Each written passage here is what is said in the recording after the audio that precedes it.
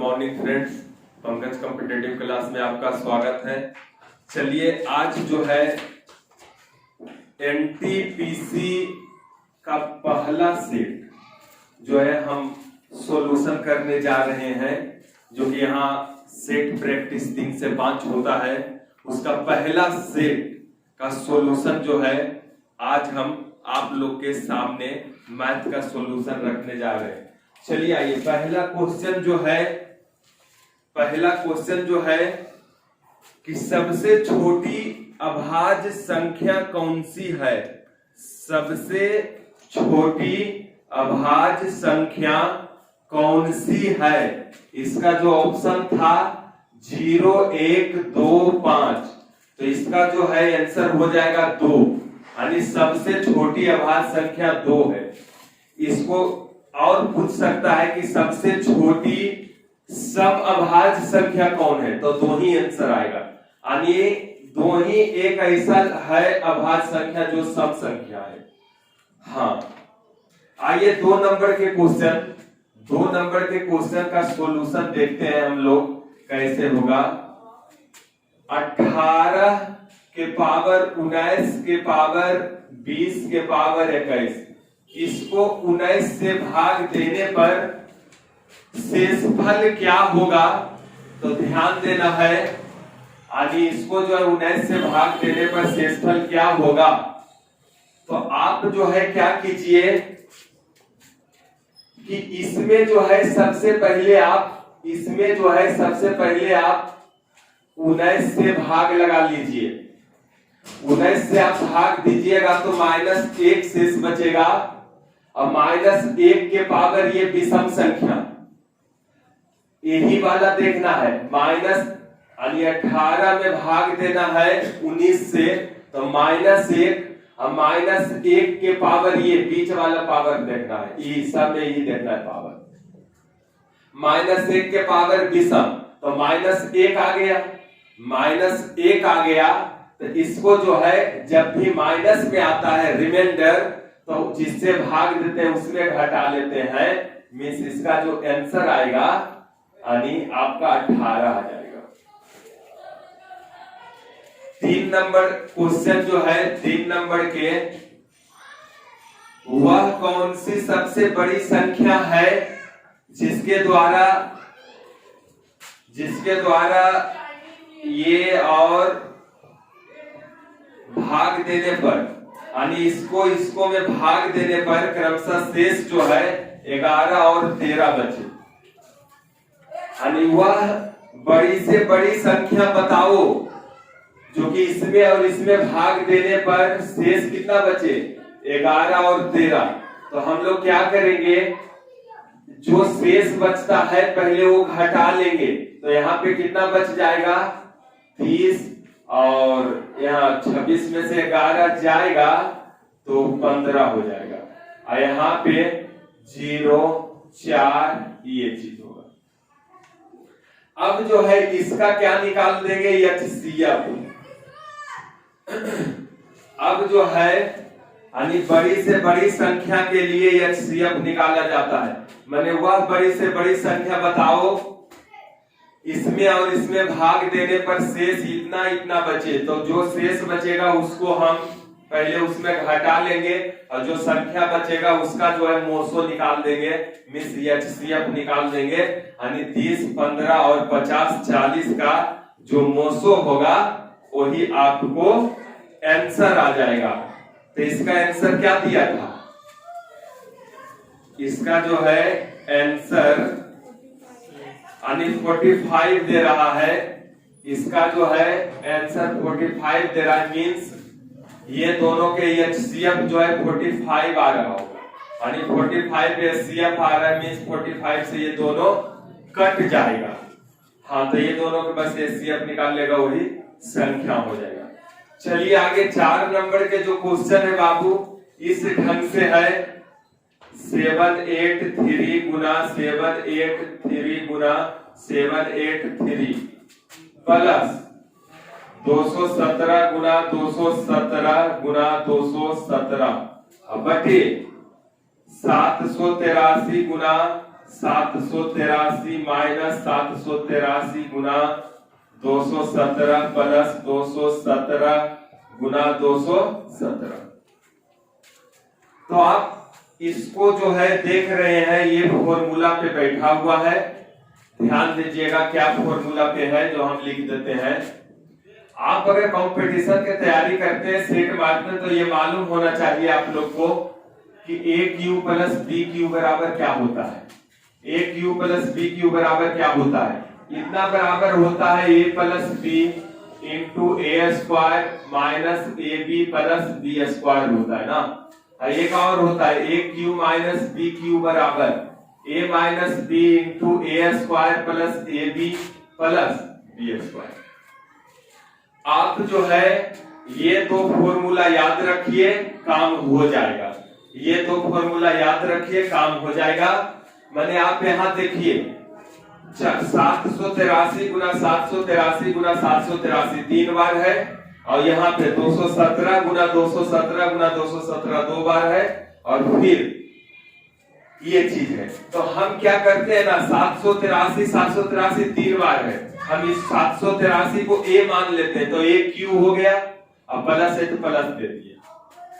अब 217 को क्या मान ले, बी, तो ये हो गया बी, 3 बार है तो बी क्यू हो जाएगा। अब बटे ये 783 के ए मान लिए, तो ए गुना A square minus A B plus B square, ये चीज में हो जाएगा। तो अब जो है बाबू ध्यान देगा, इसका क्यूब क्या होता है वो चीज हो जाएगा, यानी इसका ए क्यू प्लस बी क्यू बराबर ये चीज हम लिख सकते हैं।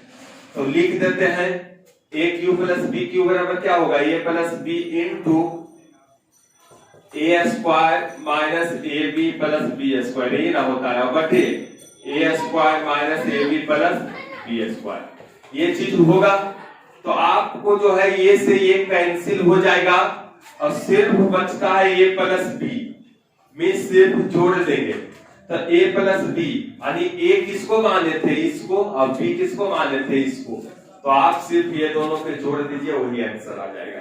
मैंने 783 और 217, तो 7 2 983 17 108, तो 9 1 10 हो जाएगा। तो ये जो है इस टाइप का आपको क्वेश्चन रहे तो आपको ज्यादा दिमाग नहीं, अगर आप प्रैक्टिस में है तो डायरेक्ट आप कर सकते हैं कि दोनों जोड़ रहे तो जोड़ देंगे दोनों, माइनस रहे माइनस कर देंगे दोनों के, वही आंसर आ जाएगा, ठीक ना। तो ये चीज हो जाएगा, कोई दिक्कत नहीं। किसी को कभी काल उलट के भी पूछ देता है तो आपको जवाब देने के लिए हिचकिचाइएगा नहीं। तो जैसे इसका आंसर मान लिया जाए, ये दोनों को जोड़ के कितना आया, 1000 आया, तो ये सही चीज है। और अगर यही वाला चीज इसको उलट देता तो हम भी इसको उलट देते, तो क्या आ जाता है यहाँ पे आंसर। आंसर जो आता बाबू 1000 के उल्टा 1/1000 आता। ठीक, चलिए खैर आगे, क्योंकि 30 क्वेश्चन है, सॉल्यूशन करना है। इसका जो है ये जो सेट अगर देखना आप चाहते हैं तो ये सेट जो है आप टेलीग्राम पे पंकज कॉम्पिटिटिव क्लासेस लिखें और उस ग्रुप में ज्वाइन हो जाएं। आपको प्रत्येक दिन एक सेट मिलेगा मैथ का।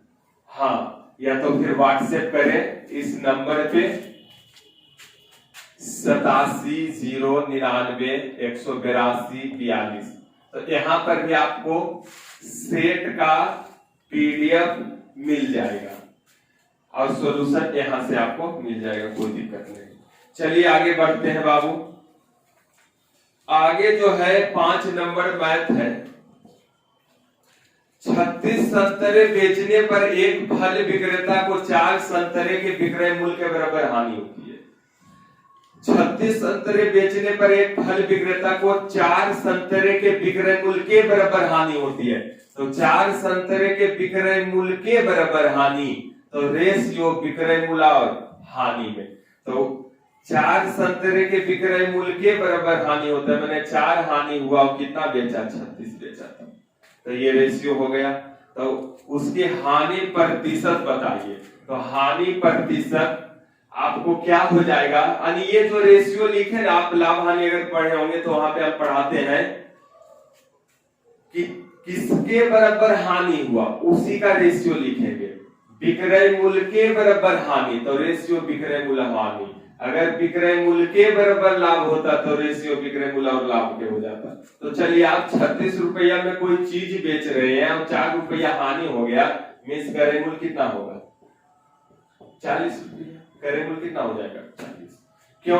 क्योंकि आप 36 रुपया में कोई चीज बेच रहे हैं, अब बोलते हैं सर हमको 4 रुपया हानि हो गया, मीन्स आपका क्रय मूल्य क्या था, तो आपको लाभ परसेंट आ जाएगा ना, क्रय मूल्य नीचे हानि को ऊपर रखोगे, यही आपका लाभ परसेंट आ जाएगा बाबू, कितना 10%। ठीक, चलिए 6 नंबर के देख लेते हैं हम लोग। किसी वस्तु पर 10% तथा 20 किसी वस्तु की 10% तथा 10% की क्रमवार मूल्य वृद्धियां किस एकमात्र वृद्धियों के समतुल्य है। आदि बाबू रे, किसी वस्तु पर 2 बार 10% बढ़ाया गया तो कुल कितना परसेंट बढ़ जाएगा, 10 + 10 और 10 × 10/100 जो आएगा वही आंसर आदि 21% हो जाएगा। ठीक, 7 नंबर के बोल रहा है, 7 नंबर घड़ी का क्वेश्चन आ गया है कि किसी घड़ी में 8 और 9 बजे के बीच में किस समय मिनट और घंटे के सुई परस्पर समानुपाती होगा। तो सुन लो रे बाबू, घड़ी से क्वेश्चन है कि 8 बजे और 9 बजे के बीच किस समय मिनट और घंटे के सुई समानुपाती होगा। तो सुनो, ध्यान देगा। आइए शॉर्ट में चलते हैं, यहाँ 12 हो जाएगा, यहाँ 6 हो जाएगा, यहाँ 3 हो जाएगा, यहाँ 9 हो जाएगा। हमसे बोल रहा है 8 और 9 बजे के बीच ना, तो ये 6 है, यहाँ पे 7 हो जाएगा, यहाँ पे 8 हो जाएगा। 8 और 9 बजे के बीच तो स्टार्टिंग टाइम लेना है। 8 और 9 बजे के बीच मैंने 8 बजे स्टार्टिंग टाइम। 8 बजे घंटा के सुई कहाँ रहेगा, घंटा के सुई 8 पर रहेगा और मिनट के सुई 8 बजे 12 पे रहेगा, तब ना 8 बजेगा। 8 कब बजेगा, जब घंटा के सुई 8 पर और मिनट के सुई 12 पर रहेगा, तब ही 8 बजेगा। अब बोल रहा है बाबू 8 से 9 बजे के बीच, यही दोनों घारा के बीच कितने बजे घंटे की सुई यानी मिनट और घंटे के सुई परस्पर समानुपाती होगा। समानुपाती बुझते हैं, समानुपाती बाबू, समानुपाती माने ई जे कटवा है ना, घूरते घूरते इसी पे चलावे, उसी को समानुपाती बोलते हैं। यानी ओवरलैप कर जाए उसी को समानुपाती बोलते हैं। एक पर नहीं आ जाएगा, मिनट वाला घुरले घुरले आएगा, इस पे जैसे ये भी कुछ बढ़ेगा, इस पे चढ़ जाएगा। तो घंटा वाला सुई पर मिनट वाला सुई चढ़ जाएगा तो उसी को समानुपाती बोलते हैं।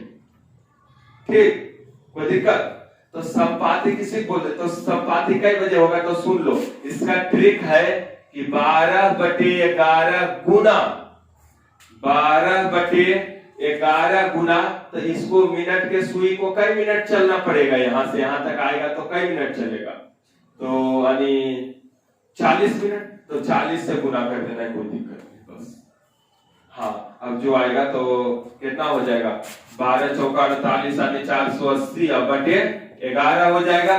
तो 11 चौका 44 और 4 बचाना, और 11 तिया 33 और कितना बचा रहा बाबू 7/11। यही यानी आपको 43.7/11 इतना मिनट में मिनट और घंटे के सुई समानुपाती होगा, कोई दिक्कत नहीं, सही है ना। तो ये समानुपाती वाला में उसका ट्रिक है 12/11 गुना कितना मिनट यहां से चल के आएगा, यहाँ 40 मिनट, तब ना समानुपाती होगा। नहीं, समानुपाती होना मैंने इस पे चढ़ जाए। अगर तुमको बोलता रे बाबू कि 9 और 10 बजे के बीच, सुन लो 9 और 10 बजे के बीच घंटे मिनट के सुई कई बजे समानुपाती होगा, तो हम लोग क्या करते, 12/11 गुना कितना, कई मिनट यहां से चल पाएगा, 45 मिनट। तो इतना मिनट में जो है घंटा और मिनट के सुई संपाती होगा। तो ये टाइप मानते हैं, इससे 2-3 टाइप के क्वेश्चन आता है। एगो कितना बजे संपाती होगा, तो संपाती वाला अब नहीं फंसेगा। एगो बोलता है कि कितना बजे लंबवत होगा, जैसे तुमको दे देता है, ये तो हो गया इसका सोल्यूशन। अब तुमको अलग हम लेके चलते हैं, थोड़ा सा 1 मिनट बस रुक जाओ बाबू, हो जाएगा क्लियर। कोई दिक्कत नहीं। बोलता है यहाँ पे कि 8 और 9 बजे के बीच कितना बजे घंटा मिनट के सुई लंबवत होगा। 8 और 9 बजे के बीच घंटा मिनट के सुई कितना बजे लंबवत होगा। लंबवत माने क्या होता है, लंब माने 90 डिग्री के कोण बनना चाहिए, तब ना उसको लंबवत बोलेंगे। तो कितना बजे यानी लंबवत होगा, तो लंबवत होने का मतलब क्या चीज होता है कि यानी गैप जो है कि देखो घड़ी रहेगा बाबू, ये जैसे मान लो ये घड़ी है, तो ये घड़ी है, तो माने ई है लंब 90 डिग्री, ई भी 90 डिग्री, भी ये भी।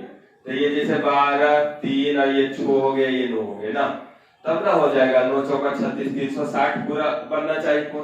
तो यहाँ से यहाँ ई कौन से लंब है, यानी लंब होने का मतलब ये 1 है, ये 2 है, ये 3 है। यानी लंब होने का मतलब, लंबवत होने के मतलब 1 2 3 घर चाहिए कि लंबवत होने का मतलब, क्योंकि हम घड़ी चैप्टर में पढ़ाते हैं कि एक घर में 30 डिग्री कोण बनता है, 30 दूनी 60, 30 दिया 90, ठीक ना। तो लंबवत होने का मतलब कई घर होना चाहिए, 1 2 3। तो चलिए लंबवत कब होगा बाबू, 6 अयजा की होगा, 6 अयजा 5 अयजा 4 अयजा 2 अयजा 1 होगा। तो लंबवत होगा बाबू, इसका मतलब क्या होगा, मिनट के सुई को जाना पड़ेगा 12 पर से, चल गया 3 घर रहना चाहिए, 1 2 3, यानी ये जा जाएगा मिनट के सुई, ये जा जाएगा, तब ने लंबवत होगा। देखो 1 घर 2 घर 3 घर है ना, तो यानी 90 डिग्री के कोण बनेगा। तो इसका भी उसी होगा, यानी इसका क्वेश्चन रहेगा 8 और 9 बजे के बीच कितना बजे लंबवत होगा। तो 12/11 गुना कई मिनट यहाँ से यहाँ चल के आया, यानी यहाँ पे आया 25 मिनट, 25 से गुना करते हैं। तो इसका 3 चीज पूछता है, एक लंबवत वाला हो जाएगा, एक संपाती हो जाएगा, एक वो बोलता है स्ट्रेट लाइन कब होगा। तो स्ट्रेट लाइन के लिए भी बाबू, स्ट्रेट लाइन माने 180 के कोण बनना चाहिए, माने ई घंटा के सुई जा, तो मिनट के सुई जा आना चाहिए। तो इसको कई मिनट चलना पड़ेगा, 5 मिनट। तो क्या हो जाएगा 12/11 गुना 5, यानी कब जो है एक सरल रेखा में होगा, 8 से 9 बजे के बीच घंटे एवं मिनट के सुई कब सरल रेखा में होगा। कोई दिक्कत, कब सरल रेखा में होगा किंतु संपाती नहीं। तो बाबू रे 8 से 9 बजे के बीच, तो पर अभी टाइम लिए 8 बजे, घंटा सुई जा, मिनट के सुई जा, सरल रेखा में सीधा रेखा में होना चाहिए घंटा मिनट के सुई। तो घंटा सुई ऐसे, तो मिनट के सुई ऐसे रहेगा, तब ना सरल रेखा रहेगा। तो मिनट के सुई को करना चलना पड़ेगा 5 मिनट, तो यहाँ हो जाएगा 12/11 गुने 5। तो दिक्कत नहीं आना चाहिए। चलो थोड़ा सा आगे और बढ़ जाते हैं, थोड़ा सा इसको मिटाकर, 7 नंबर हो गया नहीं, अब चलते हैं 8 नंबर बाबू। ध्यान देगा 8 नंबर जो है लाभ हानि का क्वेश्चन है, बहुत ही सिंपल है। 8 नंबर के ध्यान देगा, 8 नंबर के कैसे होगा। जो एक व्यक्ति ने कोई वस्तु खरीदकर इसे 10% हानि पर बेच दिया, यदि वह इसे 20% कम में खरीदता, 55 रुपए अधिक में बेचता, तो उसे 40% लाभ होता। तो इस वस्तु का क्रय मूल्य ज्ञात करें। और बाबू ये सब जो पढ़ा होगा उसको मालूम होगा, सीपीएसपी लिखेंगे। एक व्यक्ति कोई वस्तु खरीद कर इसे 10% हानि पर बेच दिया, मैंने 100 के वस्तु 90 में बेच दिया, 10% हानि पर बेचा, मैंने 100 के वस्तु 90 में बेच दिया। यदि इसे 20% कम में खरीदते, मैंने जो 100 में खरीद रहे थे वो 80 में खरीदते, अब 55 रुपया अधिक में बेचते, देखो निश्चित राशि 55 रुपया अधिक में बेचते, तो 40% लाभ होता। तो बाबू रे अब क्रय मूल्य इतना, 40% लाभ पे विक्रय मूल्य कितना हो जाएगा, तो 40% लाभ पे 112 विक्रय मूल्य हो जाएगा, क्योंकि इसको 40% लाभ पर विक्रय मूल्य 140% हो जाएगा, परसेंट से ही जाएगा, 14 बनोतल से नहीं 112 हो जाएगा। तो चलो 55 रुपया यहाँ अधिक में बेचता है, यहाँ 90 से 112 हुआ, कितना अधिक में बेचता, यानी कितना बढ़ रहा है। तो यहाँ जो बढ़ रहा है बाबू 22 बढ़ रहा है, नहीं यानी 55 अधिक में बेचता, यहाँ कितना अधिक में बेचता, 22 अधिक में बेचता। तो करें वो क्या है, सिंपल क्वेश्चन ये सब आते रहता है। 11 दूनी 22, 11 पचे 55, 250 रुपया आंसर आ जाएगा। तो आपत्ति नहीं होना चाहिए हिसाब में। 9 नंबर के तो और सिंपल है बाबू। किसी वस्तु के भाव में 20% वृद्धि होने पर उस वस्तु के खपत कितने प्रतिशत कम कर दिए जाए कि खर्च ना बढ़े, खर्च ना बढ़े। तो ये परसेंटेज के हैं। 20% किसी वस्तु के भाव में 20% वृद्धि हो गया, मान लो बाबू कि 100 रुपया भाव था और हो गया 120। अब इसके खपत में कितना परसेंट कम कर दे कि खर्च जो है ना बढ़े। तो कम करना है तो बड़का से कम करो, लो कम कितना करना है, 20 कम करेगा तब ना ये प्राप्त हो जाएगा। 20 कम करेगा अब 120 अगुने 100, तो क्या हो जाएगा बाबू, ये 4 दिया, ये 4 से 25 बार में, हाँ 25 दूना 50/3 बोले तो 16.2/3% हो जाएगा, कोई दिक्कत नहीं। या तो फिर इसका डायरेक्ट है, इसका फॉर्मूला की x बटे कितना खपत में कमी कर दे, कमी कर देंगे तो यहाँ पे हो जाएगा 100 + x गुना 100, ये चीज हो जाएगा। यानी किसी वस्तु के भाव में 20% वृद्धि हुआ तो उसके खपत में कितना कमी करे कि खर्च आप प्रभावित रहे, माने नहीं बढ़े, परिवर्तन नहीं हो खर्च में। तो कितना खपत में कमी करे, तो कब कमी करेंगे रे बाबू, तो कमी करेंगे तो नीचे प्लस वाला लिखना, ठीक ना। यही रहता वृद्धि करे तो क्या हो जाएगा, यानी रहेगा कि किसी वस्तु के मूल्य जो है 20% कम गया तो उसका खपत कितना बढ़ा दे कि खर्च ना बढ़े। तो उसके लिए इसे हो जाता है x बटे 100 - x गुने 100, यानी वृद्धि रहेगा तो ये प्लस कर देना, यानी कितना कमी किया जाए तो ये वाला प्लस, और कितना बढ़ा दिया जाए लास्ट में पूछे तो ये करना यूज, तो हो जाएगा ना।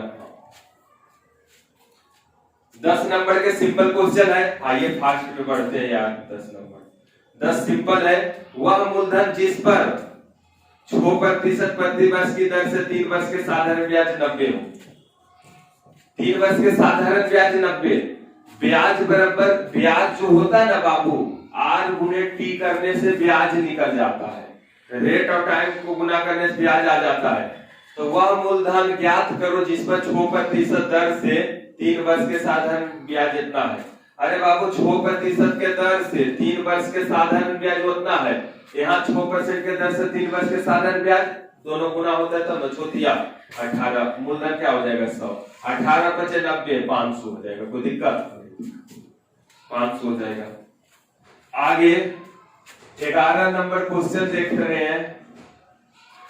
चक्रवृद्धि 11, चक्रवृद्धि ब्याज पर रखी गई धनराशि 4 वर्ष में स्वतः दुगनी हो जाती है। 4 वर्ष में कितना हो जाती है, दुगनी, दुगुनी, CI का है। उसी दर पर यह कितने वर्ष में स्वयं की 8 गुनी हो जाएगी। तो बाबू 8 गुनी, तो CI में 8 गुनी कितना पावर देंगे, 8 गुना हो जाएगा, 3 2 के पावर 3 तो 8। तो जितना गुना गुणीधन पावर देगा ना उतना ही जो है ये वर्ष धन गुना करेगा उतना ही हो जाएगा, यानी 4 दिया 12 वर्ष, या फिर इधर जितना गुना करेगा उतना ही होने पावर देना, बस हो गया। तो 8 गुनी 2 के पावर कितना देगी, 8 हो जाएगा, 3 तो 8, तो वर्ष धन 3 गुना करना है, ठीक। आगे बढ़िए 12 नंबर। एक रेलगाड़ी 110 मीटर लंबी प्लेटफॉर्म को 40 सेकंड में तथा उस पर खड़े लड़के को 30 सेकंड में पार कर जाती है, तो रेलगाड़ी की लंबाई क्या है। सिंपल है, जब भी रेलगाड़ी किसी मालगाड़ी प्लेटफॉर्म हो, गुफा हो या रेलगाड़ी हो, ये सब को पार करे तो रेलगाड़ी की लंबाई प्लस प्लेटफॉर्म की लंबाई जुट जाता है। और जब आदमी को पोल को खंभा को पार करे तो सिर्फ रेलगाड़ी की लंबाई ही कुल दूरी हो जाएगा। चलो, एक रेलगाड़ी 110 मीटर लंबे प्लेटफॉर्म को 40 सेकंड में पार कर गया, तो रेलगाड़ी की लंबाई पूछ रहा है। हम रेलगाड़ी की लंबाई यल मान लिए, 110 मीटर लंबे प्लेटफॉर्म को 40 सेकंड में पार कर गए, तो रेलगाड़ी का चाल क्या हो जाएगा? दूरी बटे समय, चाल हो गया। और वही रेलगाड़ी लड़का को पार कर रहा है, मैंने अपना लंबाई को रेलगाड़ी पार करेगा कई सेकंड में? 30 सेकंड में। तो वही रेलगाड़ी के चाल बराबर चाल नहीं हो गया, दूरी बटे समय चाल, दूरी बटे समय चाल। रेलगाड़ी की लंबाई आ जाएगा ना? आ जाएगा, कोई दिक्कत नहीं, हल कर लीजिएगा। ठीक, इसको रेलगाड़ी की लंबाई कितना आया? 3l प्लस इतना बराबर 4l आया ना? तो l बराबर कितना हो गया? 330 मीटर हो जाएगा। ठीक, चलो आगे। खैर 13 नंबर सिंपल क्वेश्चन है बाबू। एक रेलगाड़ी 13 नंबर सिंपल ही क्वेश्चन है, बहुत सिंपल है। एक व्यक्ति साइकिल से 150 मीटर की दूरी 25 सेकंड में, अरे बाबू 150 मीटर की दूरी 25 सेकंड में गया तो चाल आ जाएगा? दूरी बटे समय, चाल आ गया 25। अच्छा, सही है ना? तो किलोमीटर प्रति घंटा में 40 को मीटर सेकंड है तो मीटर पर सेकंड हो गया, किलोमीटर में बदलने के लिए 8/5 से गुना कर देना, जितना कटेगा वही तुम्हारे आंसर आ जाएगा। नहीं, 5 तिया 15, ये हो जाएगा, ये 25 25, 5 छका 30, 18 छका 108/5, 108/5 बने 21.6 किलोमीटर पर घंटा। ये रहे 14 नंबर जो है समय दूरी का क्वेश्चन है, ध्यान देना है। 14 नंबर समय दूरी का क्या है? ए और बी एक कार्य को 12 दिन में, बी और सी उसे 15 दिन में, सी और ए 20 दिन में। तो बाबू एलसीएम ले लो फटाक से ना, 60, 12 बजे 60, 15 चौका 60, 20 दिया 60 हो जाएगा ना। अब इधर जोड़ेंगे तो क्या हो जाएगा? 2a 2b 2c, तो इधर भी जोड़ेंगे 5 4 9 3 12, 12 कब दो को है तब एक को रहेगा तो छो किसका आ गया? क्षमता, a plus b plus c का, यहाँ जो है क्षमता लिखा था बाबू। ठीक, तो 5 4 9 3 12 कब? जब दो को एने है तब, एने जोड़े तो ये तो जोड़ेंगे 2 a 2 b 2 c होगा, तो 2a plus 2b plus 2c बराबर 5 4 9 3 12, a plus b plus c बराबर, आणि क्या हो जाएगा? 2 कॉमन था, 12/2 तो 6, आणि तीनों के क्षमता आ गया 6। लेकिन हमसे क्या पूछ रहा है? ए बी सी एक साथ मिलकर इस काम को कितना दिन में करेगा? तीनों के क्षमता 6 है तो 14 है 60, कितना दिन में करेगा? 10। आपत्ति नहीं होना चाहिए। 14 हो गया। 15 तो सिंपल है बाबू, रेशियो का क्वेश्चन है। 15 नंबर ध्यान देगा, 15 नंबर क्या है? जो 5 आम का मूल 4 केले के बराबर है। 5 आम का मूल 4 केला के मूल के बराबर है। आम और केला का मूल का अनुपात क्या हो जाएगा? 4:5। ये जो अनुपात आता है प्रत्येक का आता है, एक एक के लिए। 2 आम 3 केला के मूल्य इतना रुपया है। 2 आम 3 केला के मूल्य इतना है। 2 आम 4 दूनी 8 और 3 केला 5 दिया 15। यहाँ मूल्य कितना हो जाएगा? टोटल 23। निकालना क्या है? 10 आम 20 केला, 10 आम 10 चौका 80, 20 केला 20 बचे 100। 10 आम 20 केला, 10 चौका 80, 20 बचे 100, कितना कुल मूल्य हो जाएगा? 180। तो इसको हल कर लेगा, जो आएगा आंसर वही हो जाएगा। ठीक, कहां गड़बड़ की है? अच्छा, 10 आम 20 केला, अच्छा यार 10 आम 10 चौक 40 हो गया ना। हाँ, अब 20 के अलावा 20 बचे 100, 140 हो जाएगा बोर्ड। आगे बढ़िए 16 नंबर क्वेश्चन जो है एवरेज से आया हुआ है, ध्यान कर रहे हैं। राम और श्याम के वजन का अनुपात 4:5 है। यदि राम का वजन 10% से बढ़ जाए तो दोनों के कुल वजन जो है 5 और 9 कितना बढ़ जाता है? 15% बढ़ जाता है दोनों कुल वजन। तो श्याम के वजन कितना परसेंट से बढ़ा? वो जो 82.8 किलोग्राम दोनों के कुल वजन बढ़ के हो गया, उससे मतलब नहीं, डायरेक्ट हम लोग कर लेंगे। तो आप लोग एवरेज पढ़े होंगे तो हल करने के लिए आता होगा 15 से 135 में 10 चौक 40 गया, 95 15 से 10 चौक 40 गया, 135 में 40 गया, 95/5 कितना हो जाएगा? 19% श्याम के वजन बढ़ेगा, बस सिंपल। तो इसका आंसर क्या हो जाएगा? 19% हो जाएगा। ठीक, हाँ। 17 नंबर बाबू तो सिंपल है, 17 स्क्वायर करके 2 घटा दो, हो जाएगा। x + 1/x बराबर 6 है, तो x² + 1/x स्क्वायर का वैल्यू तो क्या हो जाएगा? स्क्वायर करके 2 घटा देगा। ठीक, तो कितना आ जाएगा? 66 36 में 2 गया 34, इसका आंसर आ जाएगा। ठीक ना? हाँ। आओ 18 नंबर सिंपल है। 18 भी नहीं लग रहा है सिंपल। 18 क्या किए होंगे जानते हैं यार? सिंपल है 18। a + b के होल स्क्वायर बराबर 100 है और a - b बराबर 4 है, तो ab बराबर भाग। अरे यार सिंपल है, स्क्वायर यहां जाएगा, स्क्वायर यहां जाएगा तो 100 के वर्गमूल 10 हो जाएगा ना। अब देखिए दो संख्या का योगफल 10, दो संख्या का अंतर 4, जोड़ के 2 से भाग दीजिएगा बड़का के मान और घटा के 2 से भाग दीजिएगा छोटका के मान। तो जोड़ के 2 से भाग, अच्छा छोटका बड़का के है, जिसमें माइनस लग रहे वो छोटका होगा और बड़का प्लस वाला। तो a का मान क्या हो जाएगा? 10 4 14/2 तो 7, और b का मान 10 में 4 गया 6/2 तो 3, और दोनों गुणनफल कितना हो जाएगा? सब दिया है, कोई दिक्कत नहीं। चलिए 19 भी सिंपल है, 19 भी यार सिंपल है। 19 से आप बता देते हैं sin 2a बराबर हाफ हो तो cos 75 डिग्री माइनस थीटा का मान क्या होगा? बेहद सिंपल क्वेश्चन। sin 2θ बराबर हाफ। अरे बाबू तुम ऐसे सोचो, साइन कितना ये जब मान रखे कि हाफ आएगा, साइन कितना में मान हाफ आता है? साइन 30, साइन 30 में मान हाफ आएगा। सिंपल है, साइन कितना का मान हाफ आएगा? साइन 30 डिग्री का मान हाफ आता है, साइन 30। तो बाबू रे थीटा मान कितना रखे कि 2 गुना करने पर 30 हो जाए? 30 से ना हो तो कितना हो जाएगा? 30 रखेंगे या पूरा 30 ही मान रखेंगे तब होगा। तो यहाँ साइन 2θ हाफ यानी साइन 30 हाफ होगा, तो थीटा का मान 15, तो 15 दूनी 30 यानी थीटा का मान कितना हो गया? 15 हो गया। तो 75 में 15 घटा लो 60, तो cos 60 हाफ, cos 60 का भी मान क्या होगा? हाफ। तो ये सिंपल एडवांस मैथ था।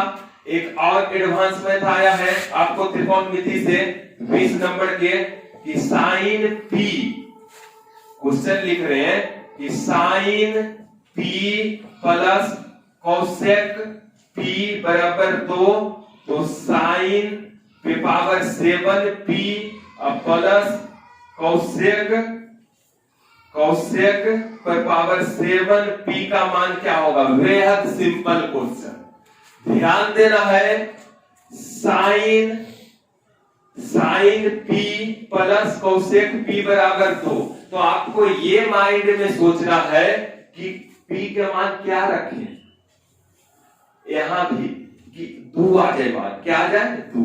तो अरे बाबू इतना के मान 1 आना चाहिए, इतना के भी मान 1, तो 1 1 2 हो जाएगा। तो साइन कितना डिग्री में 1 होता है मां? 90, साइन 91, क्योंकि साइन 0 का मान 0 होता है बाबू। तो साइन 90 1, तो कोसेक 90 भी 1, तो 1 1 2 हो गया। मैंने p के मान क्या रखे? 90। तो चलो यहाँ भी 90 रखो, तो 1 के पावर 7, तो 1 होगा, 1 1 2 हो जाएगा। इसका आंसर क्या आ जाएगा? 2। तो बेहद ये सिंपल क्वेश्चन। चलते हैं थोड़ा सा और आगे बढ़ जाते हैं। ठीक, तो कोई दिक्कत नहीं। थोड़ा सा और आगे बढ़ जाते हैं, इसको मिटा 20 तक इधर जो है 20 तक मैथ हो गया और इधर रीजनिंग है, और रीजनिंग को छोड़ देते हैं क्योंकि लंबा वीडियो हो जाएगा। ये मैथ को ही देख लेते हैं, कहां से मैथ है।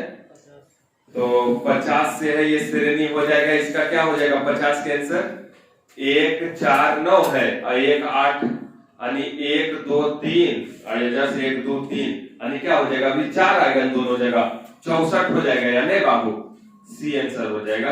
ठीक, आइए 51 नंबर बेहद सिंपल है क्वेश्चन। 51 नंबर जो है बेहद सिंपल है।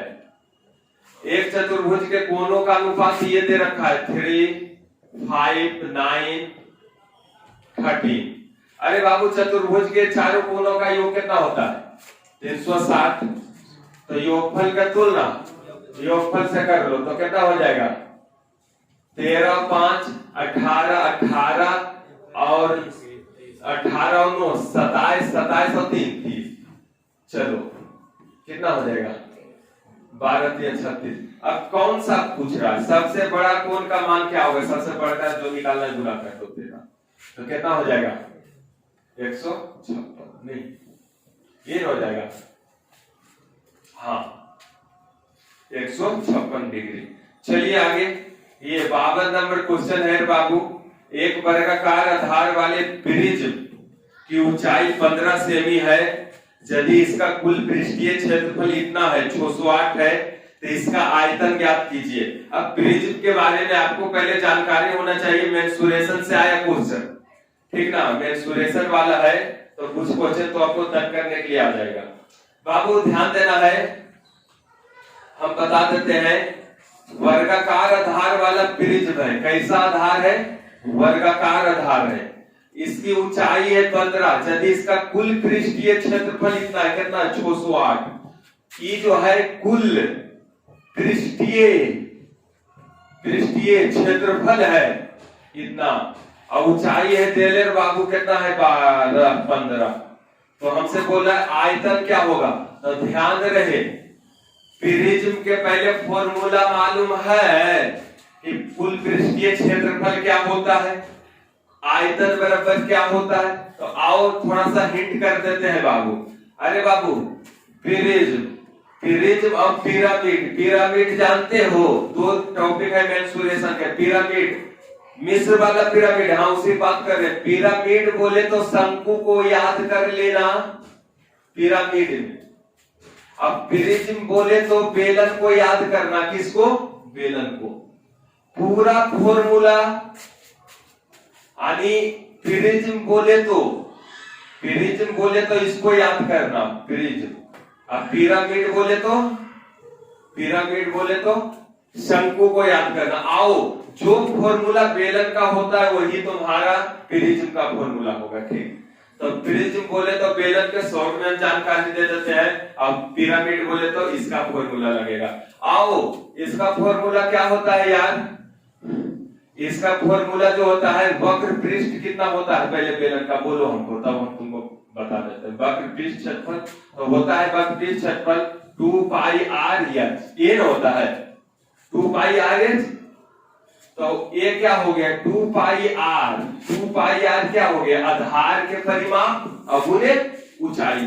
तो क्या लिख सकते हैं वक्र पृष्ठ आधार का परिमाप गुणे ऊंचाई, आधार का परिमाप गुणे ऊंचाई। अच्छा पृष्ठीय कुल पृष्ठीय क्षेत्रफल क्या होता है, कुल पृष्ठीय क्षेत्रफल होता है वक्र क्षेत्रफल। यार कुल पृष्ठीय क्षेत्रफल क्या होगा उसका, ये पिरामिड को मिटा देते हैं, कुल पृष्ठ क्षेत्रफल क्या होता है, तो वक्र क्षेत्रफल प्लस दो सर्किल वाला क्षेत्रफल जुटेगा ना वो, यानी 2 into pi R square, 2 into pi R square. तो इसी पर देखो वक्र क्षेत्रफल plus 2 into pi R square, यानी 2 गुने आधार का क्षेत्रफल, ठीक। तो आओ कुल पृष्ठीय क्षेत्रफल जो है ना कितना है 608 है ना, कुल पृष्ठीय क्षेत्रफल है। तो कुल पृष्ठीय क्षेत्रफल क्या हो जाएगा बाबू, कुल पृष्ठीय क्षेत्रफल क्या होता है वक्र क्षेत्रफल यानी वक्र क्षेत्रफल बोले तो क्या होता है 2 पाई आर एच, यानी आधार के परिमाप गुने ऊंचाई। तो आधार के परिमाप क्या हो जाएगा यहाँ, मान लो वर्गाकार आधार है, तो वर्गाकार आधार है तो भुजा क्या हो गया ए, तो परिमाप क्या हो गया 4 इंटू ए। अब गुने ऊंचाई कितना है बाबू 15 प्लस 2 गुने आधार का क्षेत्रफल। आधार क्या है वर्ग है, तो वर्ग के क्षेत्रफल क्या हो जाएगा ये।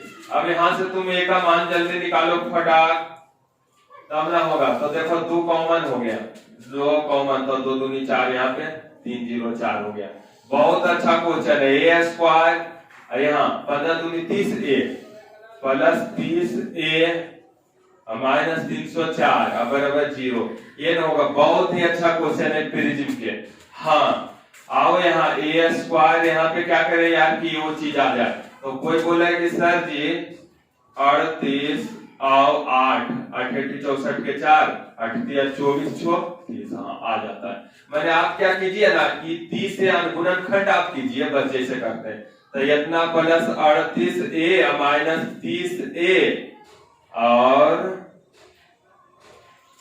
हो जाएगा ना माइनस 304 बराबर 0।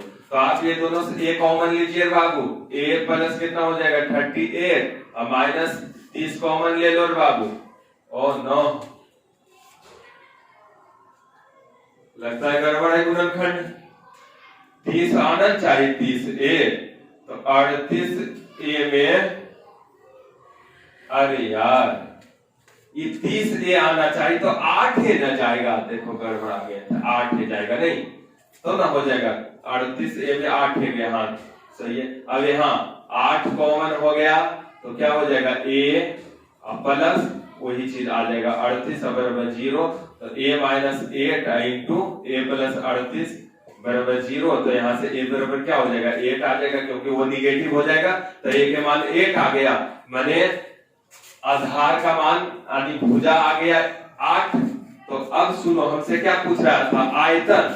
तो आयतन क्या हो जाएगा इसका, आयतन जो होता है ना बाबू, आयतन इसका आयतन लगेगा क्या होता है पाई आर स्क्वायर एच, यानी पाई आर स्क्वायर एच, यानी पाई आर स्क्वायर में आधार के क्षेत्रफल। आधार का क्षेत्रफल कितना हो जाएगा, आधार का क्षेत्रफल यानी आधार के भुजा कितना है बाबू 8। तो आधार के क्षेत्रफल, आधार क्या है वर्ग है, तो वर्ग के क्षेत्रफल 88 64 गुना आयतन क्या होता है, आयतन का फॉर्मूला प्रिज्म के आधार का क्षेत्रफल गुने ऊंचाई। ऊंचाई कितना है 15, लो यही में आ गया 15 चौका 60 के 0 और 15 छक्का 90 90 छो 96 960 सेंटीमीटर स्क्वायर। हाँ यार कुछ क्वेश्चन रहता है कि परेशान कर देगा, अच्छा जानकारी रहेगा तभी सोल्व होगा, नहीं तो नहीं होगा। तो ध्यान देना है, आगे बढ़ना। ये प्रिज्म वाला था, अगर इसका आप लोग कमेंट कीजिएगा तो पूरा कंसेप्ट प्रिज्म और पिरामिड छिन्न कुन्न के दे देंगे, ठीक ना। तो ध्यान रखना है, ज्यादातर ये सब पढ़ाई नहीं होता है, लेकिन कभी काल एग्जाम में पूछा गया था हाल ही फिलहाल में एनटीपीसी में, कभी काल गिरा रहा है। आइए 53 नंबर क्वेश्चन हम लोग जान जाते हैं कैसे बनेगा 53। आज हर एक यात्रा 10 घंटा में पूरा करता है, वह आधी दूरी 21 किलोमीटर पर घंटा से जाता है और बाकी 24 किलोमीटर पर घंटा से जाता है। ये चाल हो गया बाबू। टाइम हमको बता दो, क्योंकि दूरी बराबर 3 8 24 3 7 21 उल्टा हो जाता है ना, चाल का उल्टा टाइम होता है। कुल 10 घंटा में तय किया, यहाँ 8 7 कुल 15 घंटा में तय किया। निकालना क्या है यार, तय की कुल दूरी कितना है। तो बाबू रे ये वाला गुना करेंगे तो अध्य दूरी जाएगा और फिर दूसरा गुना 68 से अब गुना 2 कर दो, जो आएगा तुम्हारा वही आंसर हो जाएगा, कोई दिक्कत नहीं, ठीक ना। तो कितना आ जाएगा 5 दूनी 10 5 दिया 15 3 5 15 3 6 18 लो 56 दूना 112 और दूना 224 किलोमीटर आ जाएगा। शॉर्ट में आप ऐसे बना सकते हैं। आगे बढ़िए थोड़ा। 54 भी एडवांस मैथ है, खैर कोई दिक्कत नहीं करेगा। 54 नंबर ना, 54 है, बहुत अच्छा है। 54 नंबर, 54 नंबर ऐसे है बाबू, कहां बनाए 54 नंबर क्या है, PRO केंद्र वाले वृत्त की स्पर्श रेखा, PRO केंद्र वाले, O एगो केंद्र है, पी आर क्या है, पी है और ये आर है, स्पर्श रेखा है, ओ केंद्र वाले वृत्त की स्पर्श रेखा। और क्यू बिंदु पर त्रिज्या 4 सेमी है, और क्यू बिंदु पर त्रिज्या क्या है, ये क्यू एगो बिंदु है, त्रिज्या क्या है 4 सेमी, क्या है त्रिज्या 4 सेमी, सही है ना। यदि कोण पी क्यू आर 90 डिग्री, यदि कोण पी क्यू आर, आर का चर्चो नहीं यार, अच्छा आर वहां है, यदि कोण पी क्यू आर कैसे हो गया 90 डिग्री, दिक्कत है, क्यू आर 5, क्यू और आर क्या है, क्यू आर, क्यू आर कितना है 5 है, तो हमसे बोल रहा है P Q R 90, P Q R नहीं, पी क्यू आर नहीं होगा 90, पी क्यू आर नहीं, क्यू आर बराबर 5 और ओपी बराबर 20/3, ओपी ओपी ये कुछ गड़बड़ लग रहा है, इसको छोड़ दो, आगे हम बता देंगे, कुछ गड़बड़ हमको लग रहा है, यहां से हमको गड़बड़ लग रहा है। पी क्यू आर बराबर 90, कोण यानी पी क्यू आर, कोण तो बन ही रहा है, कैसे होगा, नो ये कुछ गड़बड़ लग रहा है। चलो आगे 55 के हम बता देते हैं, ध्यान रहे, एक मीनार के आधार से 20 सेंटीमीटर दूर जाने पर स्थित बिंदु से मीनार के चोटी का उन्नयन कोण 60 डिग्री है। अरे बाबू ये वाला है, सिंपल है, कोई दिक्कत नहीं। एक मीनार के आधार से 20 मीटर दूर गए ना, तो कितना डिग्री का उन्नयन कोण बनाता है, 60 डिग्री। तो मीनार की ऊंचाई क्या है, ये वाला ऊंचाई, तो अरे बाबू कुछ भी कर लो, 1060 √3 हुआ, हो गया काम। तो ये क्या हो गया, ये 20 है, यहाँ से यहाँ 1 है, ये वाला ऊंचाई कुछ है √3 हो जाएगा, कितना 20√3, तो 20√3 पॉइंट में दे रहा है, तो क्या हो जाएगा 20 गुने 1.73, तो हो जाएगा ना, ये जो गुना करके आएगा वही आपका आंसर आ जाएगा। हाँ 56 सिंपल है, 56 बन जाएगा, कोई दिक्कत नहीं, डायरेक्ट कर लीजिएगा तुलना। एबीसी साझेदार है, इतना रुपया लाभ हुआ है बाबू, मुनाफा हुआ, और एबीसी का हिस्सा ऐसे है 5:3:1 में, 5:3:1 में, 5×3=8=9, निकालना किसका है, बी का, तो कितना 3। ये 57 के भी बन जाएगा, कोई दिक्कत नहीं है, नहीं 57 भी नहीं हो जाएगा, क्या है एक त्रिभुज के कोण ये अनुपात में, अच्छा त्रिभुज के तीनों कोण का योग 180, यहाँ 5×3=8 2 10, निकालना क्या है त्रिभुज के लघुत्तम कोण क्या है, यानी न्यूनतम, न्यूनतम क्या हो जाएगा 2, हो जाएगा ना। अच्छा ये भी 58 भी हो जाएगा, 58 भी हो जाएगा, 58 भी सिंपल है।